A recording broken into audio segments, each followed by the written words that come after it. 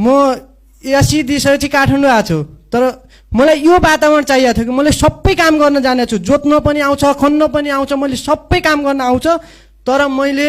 त्यही पढ्न पाइदिएको भए अहिले उत्पादन त्यही बढ्थ्यो के तर मैले म घरबाट छोड्दै गर्दा मेरो घरमा अहिले किनेर खानुपर्छ बुढो आमा मात्रै हुनुहुन्छ म त्यहाँ हुँदासम्म सबै खेती मैले भए पनि सहायता गरेर हामी चलाउँथ्यौँ तर अहिले किनेर खानुपर्ने अवस्था आएको छ त्यो कहाँबाट जान्छ नेपालगञ्जबाट कहाँबाट आउँछ बाहिरबाट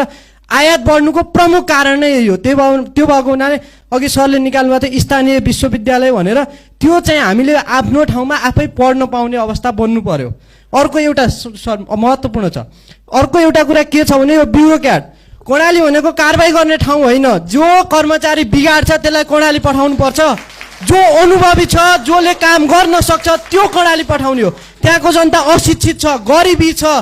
त्यहाँ काम गर्न सक्दैन जसले चाहिँ जनतालाई चाहिँ काममा सजिलो गर्न सक्छ त्यो कर्मचारी त्यहाँ पठाउनु पर्ने जसले काम बिगार्छ त्यो कर्णाली पठाउने हो कि त्यसलाई कामबाट निकालेर बाहिर हटाउने हो त्यो भएको कारणले सबभन्दा सुधार्नुपर्ने काम चाहिँ जो कर्मचारी गलत छ त्यसलाई कर्णाली पठाउने हो चुनौती नै हुम्ला पठाइदिन्छु भन्ने खालको चाहिँ सरकारले नगरोस् हाम्रो श्रम मन्त्री सरकारमा हुनुहुन्छ त्यो भएको हुनाले तपाईँले सबभन्दा यो गरिदिनु होला यो नै सबभन्दा महत्त्वपूर्ण काम छ